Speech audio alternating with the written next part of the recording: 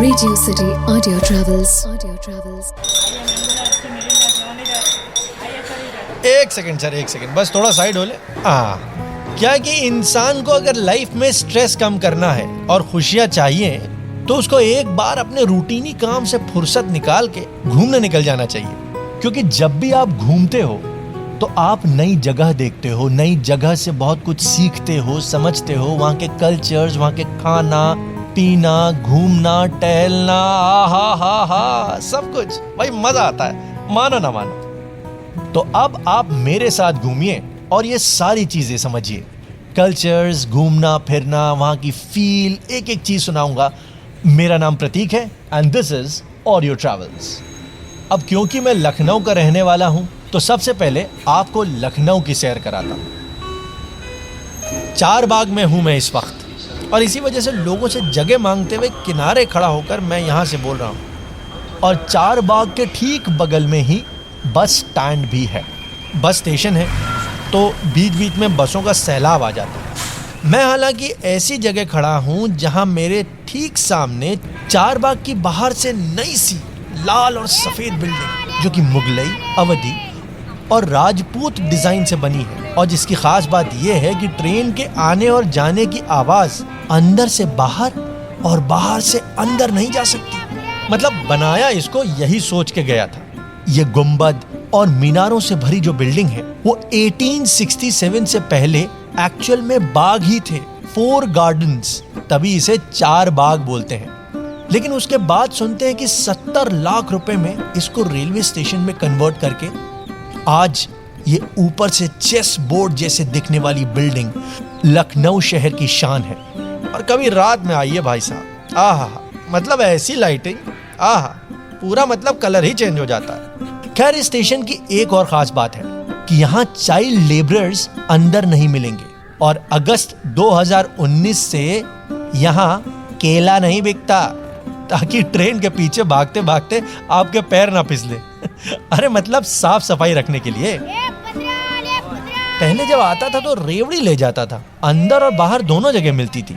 आजकल कहाँ मिल रही है रेवड़ी? किस तरफ देखूं रेवड़ी के लिए? उस तरफ चलता हूँ।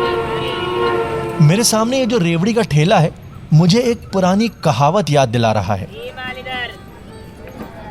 कि लखनऊ की खुटिया और बाराबंकी की बिटिया लाजवाब होती है।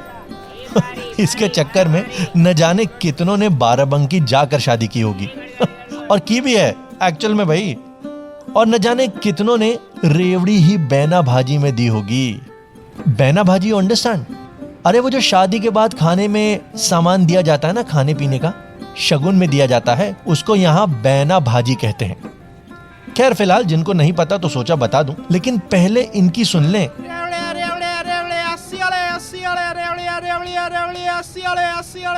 बता मैं ये रहा था कि ये चीनी, गुड़ और तिल से बनी रेवड़ी सर्द मौसम में मजा देती है।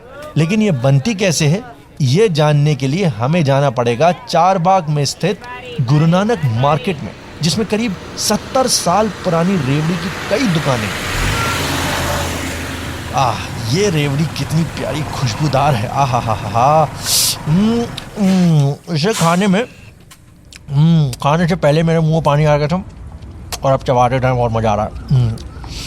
चलो अब मैं बताता हूँ कि रेवड़ी में खा के, एक सेकेंड, कैसे बनती है। तो पहले चीनी की चाशनी में तैयार की जाती है, फिर उसको अरारोट पाउडर पर डालकर ठंडा करने के बाद करीब आधा पौना घंटा खींचा जाता है।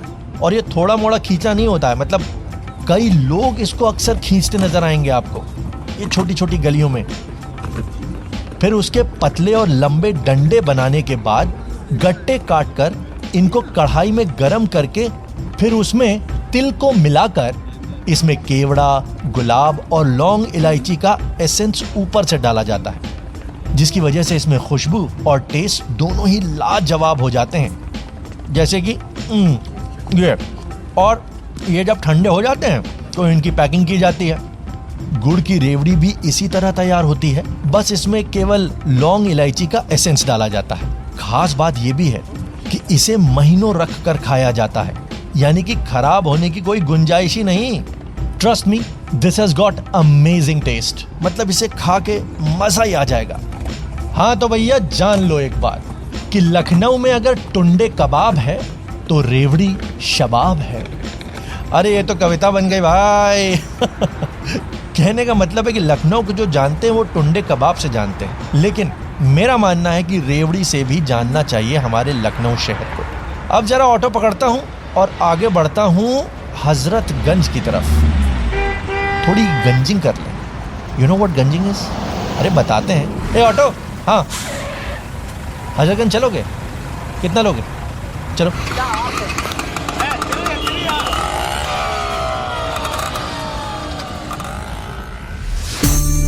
Radio City Audio Travels. Audio Travels.